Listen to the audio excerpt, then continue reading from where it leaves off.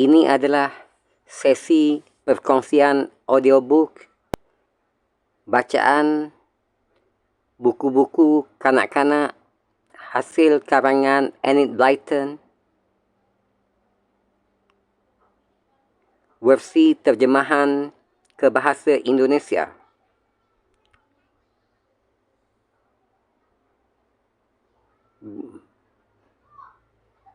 Berkenaan dengan cerita-cerita teladan untuk kanak-kanak dengan judul Monyet Mike dan cerita-cerita lain.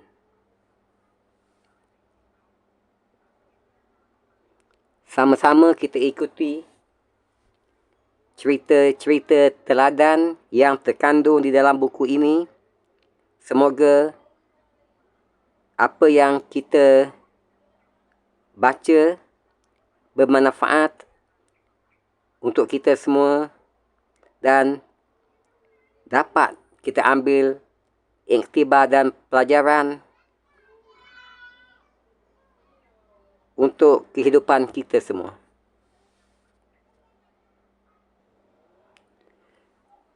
Monyet Mike dan cerita-cerita lain.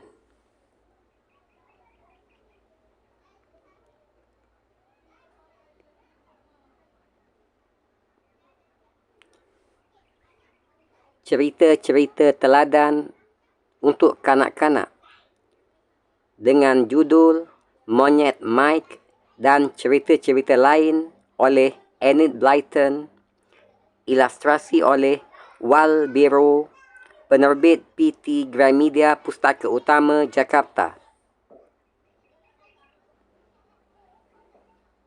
Judul asal dalam bahasa Inggeris untuk buku ini adalah Mike's Monkey and Other Stories by Enid Blyton, copyright 1950, text by Darrell Waters Limited, copyright 1982, illustrations by the Hamlin Publishing Group Limited, all rights reserved. Versi terjemahan ke bahasa Indonesia dengan judul Monyet Mike dan cerita-cerita lain oleh Enid Blyton, 616141012. Hak Cipta Terjemahan Indonesia, PT Gramedia Pustaka Utama. Alih bahasa oleh Indri K. Hidayat. Desain sampul marina_design@yahoo.com. Diterbitkan pertama kali oleh penerbit PT Gramedia Pustaka Utama, anggota IKAPI, Jakarta 1985.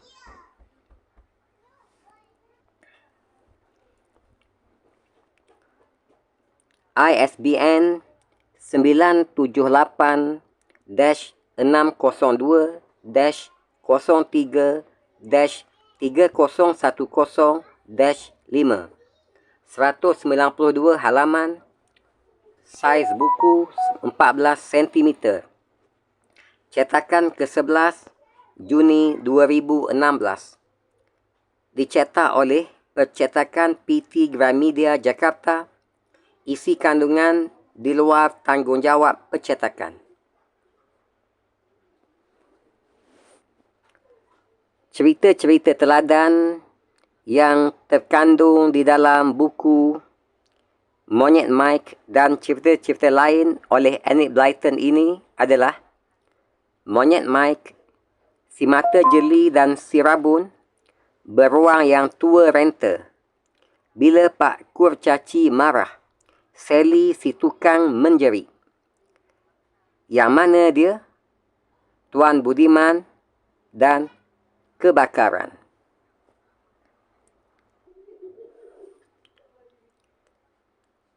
Cerita teladan yang keempat. Bila Pak Kurcaci marah. Bila Pak Kurcaci marah. Anak-anak sangat suka berpiknik ke hutan kurcaci. Tempat itu memang indah sekali. Berbagai jenis bunga yang indah rupawan dan aneka warna menghiasinya. Lebih-lebih lagi pada musim semi, pada musim bunga, ketika mana semua bunga bermekaran dan harum semerbak. Pada suatu hari, John, Harry, Peter dan Lucy pergi berpiknik ke sana. Mereka membawa bekal roti, kuih-kuih, coklat, lemon dan tak lupa pula gelas plastik untuk meminum lemonnya. Ibu membekaliku roti isi telur dan seledri, Harry berkata.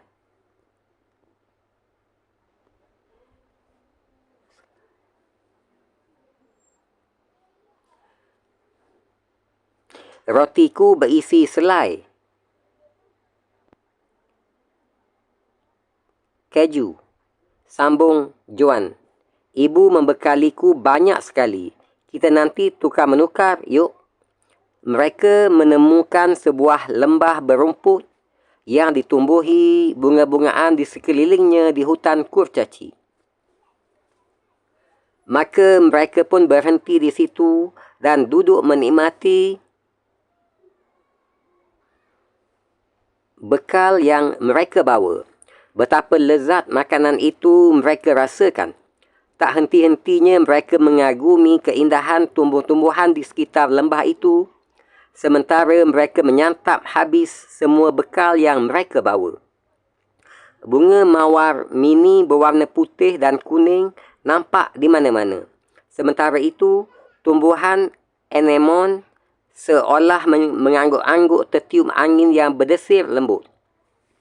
Di antara semak tumbuhan mawar mini,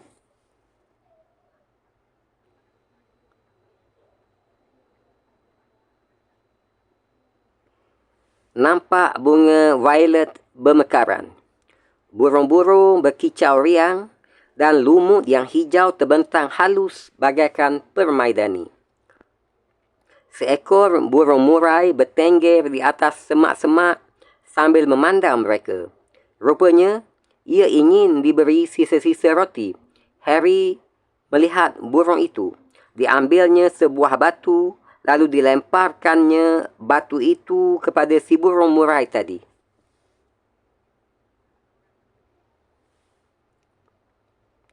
"Jangan!" teriak John. "Kasihan." Si burung murai terbang sambil mencicit kesakitan. Ia tak kembali lagi ke tempat anak-anak itu. Kemudian, dari belakang sebuah pohon, seekor kelinci kecil mengintip. "Hi, lucunya," seru Lucy. Tetapi, tak lama si kelinci mengintip di situ, sebab Peter segera melemparkan sepotong tongkat kepadanya. Kelinci itu berlari masuk ke dalam lubang persembunyiannya dan tidak keluar lagi.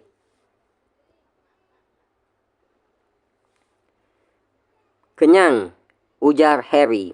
"Kita main-main yuk. Sebaiknya kita letakkan botol lemon kosong ini di atas batu di sebelah sana. Lalu kita berlomba. Siapa yang paling cepat bisa memecahkan botol itu dari sini, itu yang menang." Mereka pun mulai bermain. Ternyata Harry yang menang. Ia bisa memecahkan kedua botol lemon itu sekaligus. Pecahan botol berserakan di mana-mana, mengenai rumpun mawar mini dan tumbuhan lumut di sekitarnya. Kemudian, Peter mencabuti lumut dan melemparkan kepada teman-temannya. "Jangan," seru Lucy. "Kita bermain-main permainan yang biasa saja. Jangan lempar-lemparan begini."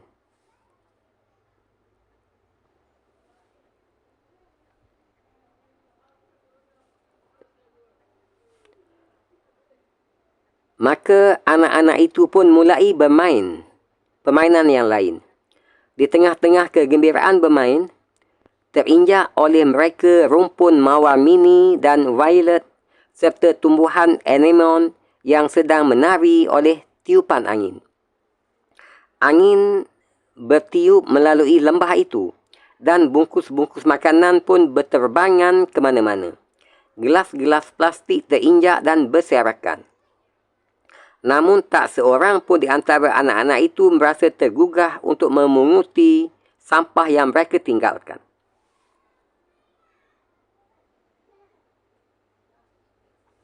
Peter melihat jam tangannya. Sudah waktunya kita pulang, katanya. Kita ambil mawar mini yuk untuk ditanam di rumah.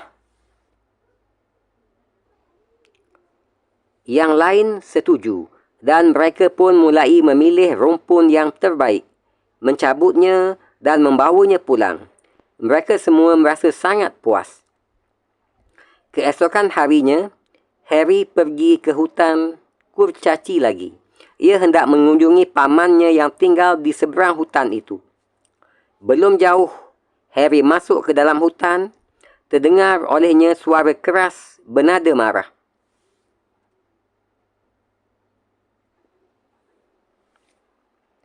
Akan kulaporkan kepada polisi.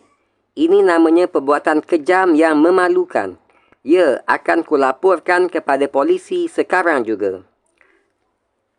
Dengan agak ketakutan, Harry mengintip. Ingin tahu siapa itu. Nampak olehnya seorang kurcaci. Betapa kagetnya hati Harry. Tetapi ia merasa senang juga. Sebab selama ini ia belum pernah melihat kurcaci. Ada apa, Pak Kurcaci? Tanya Harry. Adakah sesuatu yang bisa kubantu? Lihatlah, ujar kurcaci tadi dengan marahnya. Rumahku merupakan salah satu yang paling indah di hutan ini. Tamanku merupakan yang paling indah. Ditumbuhi mawar mini, violet dan anemon di sekelilingnya. Aku punya seekor burung murai yang cantik. Ia adalah teman baikku. Di samping itu, aku mempunyai seekor kelinci mungil yang lucu. Lumut di sekeliling rumahku kupelihara sebaik-baiknya hingga selalu tampak indah dan rapi. Dan sekarang, semuanya itu rosak berantakan. Ada orang yang merosakkannya. Oh, kata Harry. Orang itu mencuri rumpun-rumpun mawar miniku, mencabuti lumutku.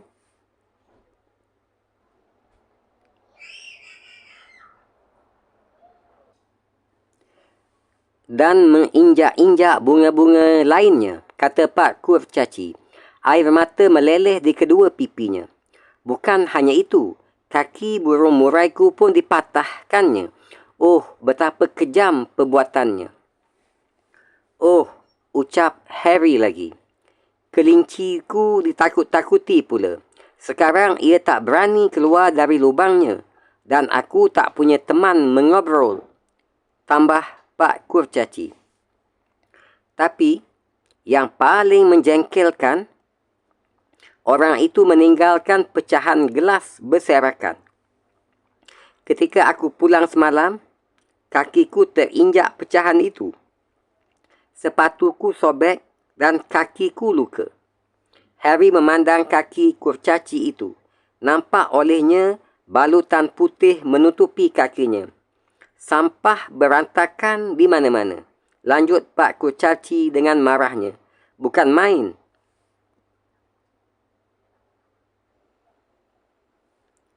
Maukah orang itu kalau rumahnya diperlakukan orang lain seperti ini? Mungkin dia tak tahu bahawa ini rumah dan kebunmu, Pak Kurcaci, kata Harry. Wajahnya merah padam.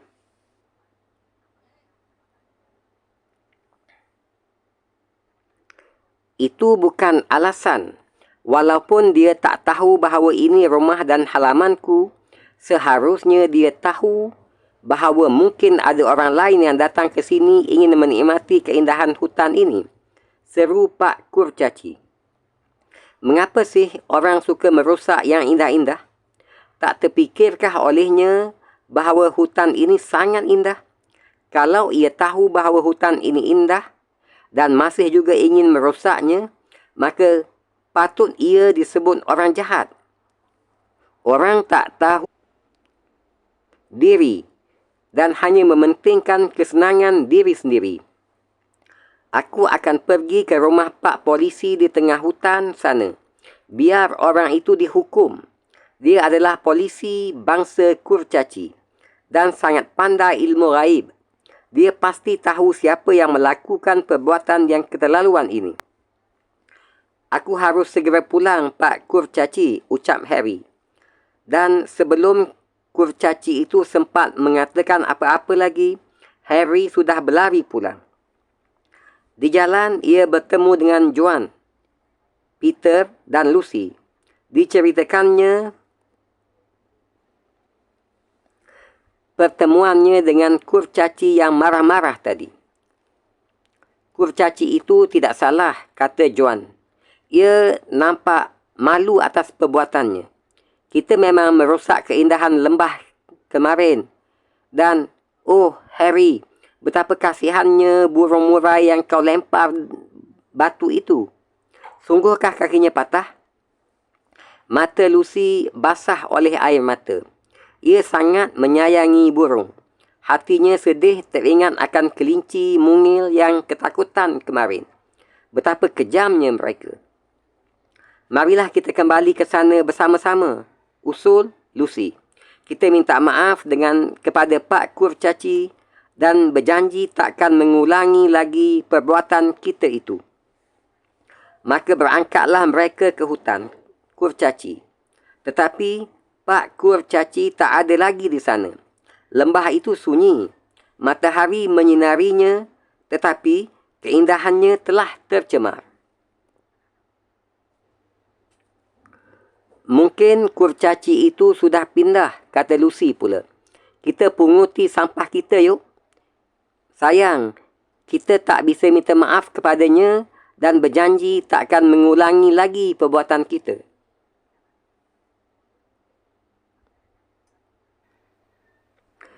Mereka tak bertemu dengan Pak Kurcaci.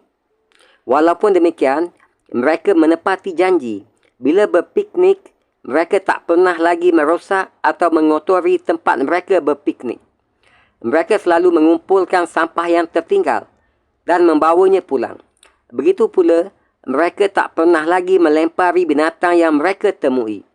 Memang, anak-anak seharusnya begitu, bukan? Itu baru namanya anak yang baik dan bertanggungjawab.